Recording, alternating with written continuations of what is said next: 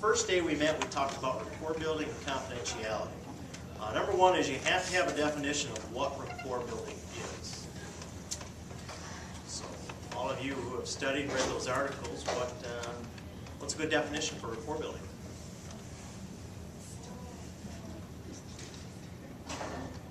That's a good indicator we need to reread our Like list. earning their trust. Okay, trust is part of it.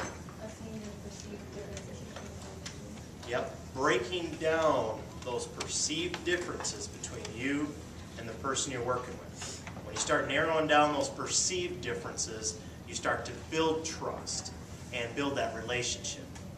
Okay?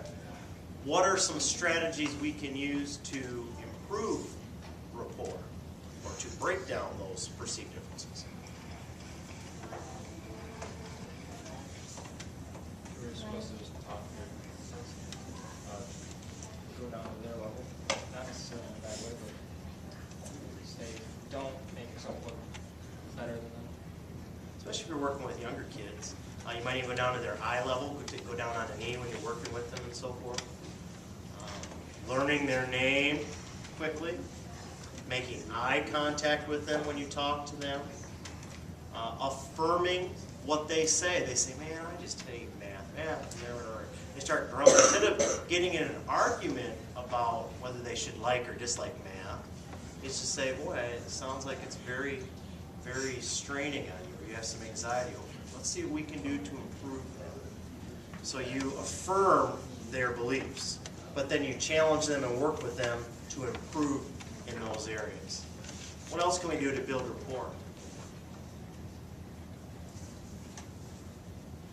You said that trust is a byproduct of rapport. How do we improve trust?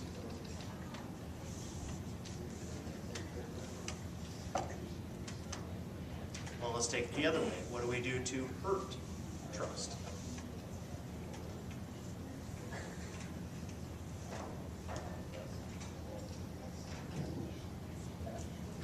Be shy now. Even if you think about the relationships you have with people around you or the relationships that you have with teachers, the teachers that you trust, why do you trust them? If you get on Facebook and you put comments about people you're working with, is that going to help or hurt trust? It's probably going to hurt. Things that you know about the person you're working with, you got to keep that stuff confidential, which means you don't tell anybody else. Keep it to yourself. Sometimes you find out humorous things, or you find out their grades or things that are happening in their life. You can't go sharing that with others. That's a biggie, is maintaining a level of confidence. Now, what is a limit to confidentiality? Where you have to go tell someone. They're talking about harm to themselves or harming someone else, you need to go tell somebody. Now, there is a unique exception as well that you probably will never experience, but it could happen, is a court subpoena. If a court orders you to come and testify because you were mentoring a person and they want to know what your conversations were like, they could do this. But in that subpoena, if they call you in and you're under oath, all you need to do is just offer information that's directly related to the question. You don't offer more than what they're asking. So that's kind of a unique thing. Okay, the second meeting we moved on from rapport building and confidentiality to goal setting. What are some things that make a goal a good goal? Realistic. Me playing in the NBA, not realistic, that'd be a poor goal. What else? Time frame. You have to have an ending point where you can measure it. So measurable is another good goal. What else?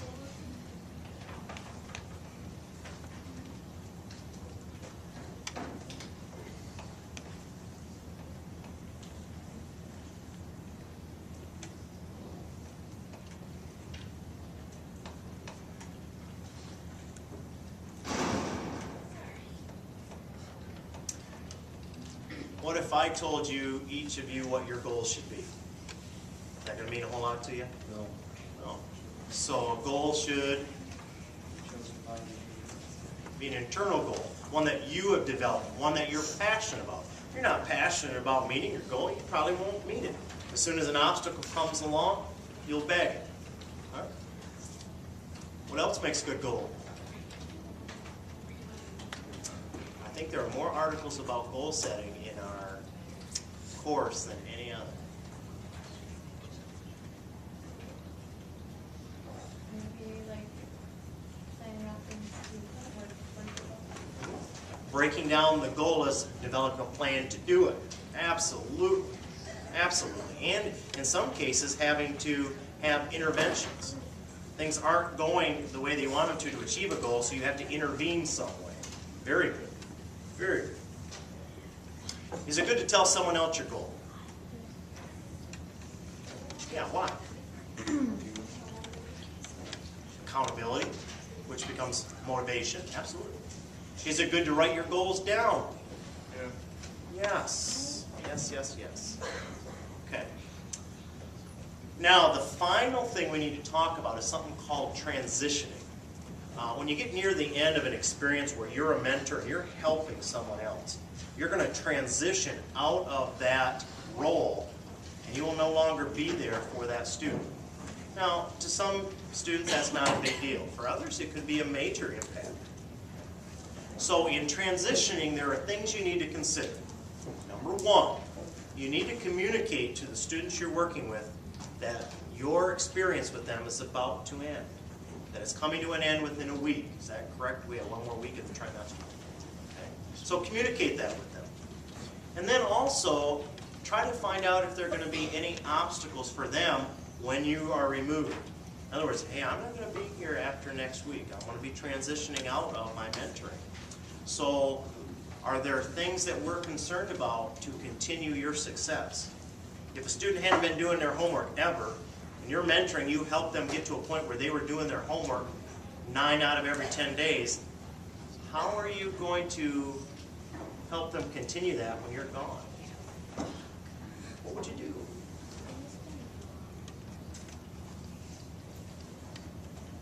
Maybe remind them of their goals. Make sure it's written down. Also, try to self-empower them. Say, hey, you've come this far. You've been doing this job pretty well. I have confidence in you that you will be able to continue it. Build them up. Build their self-esteem up in achieving that goal. In transitioning, do any of you have a situation where you think it's going to be hard for the students you're working with once you leave? Anybody? A little bit? You're working with music? With what? Yeah, 6th grade. 6th graders, okay. What are some of your concerns when you leave? There's some students who have like a lot of issues, and they've confided in me about them, and I don't know. I've helped them a lot of days, so I don't know how. Even went beyond just teaching music, huh? Yeah. Oh, funny how that works. Okay. So you got to help them see support systems that they have. So that's another part of transitioning. Helping them recognize and identify what their support systems are. If they have trouble, where can they go to get help? What's their role in doing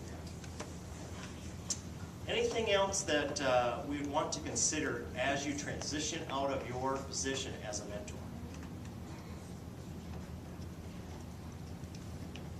You all need some caffeine. No doubt. Wake up, people. Respect. I like that better. Go with it. Okay, well, I would like to encourage you before we close up shop. Please read those articles. There's some really good information in there. And there is some more on transitioning. I've given you just the nuts and bolts here. There are going to be some things in those articles that will be tested on. And I think it's good information. If you really digest this stuff, it can carry you out in your relationships in a lot of areas. Your job site, some of you go on into helping professions. And having this structure of rapport building, confidentiality, keep your mouth shut, not gossiping and stuff, and setting goals and helping others set goals, that's when you really become a leader. And then learning how to transition, because once you go from one phase to another phase, you got to transition. You get good at those stages, you're going to be pretty effective in life. Okay, so I'd encourage you to take it to heart, put some thought into this.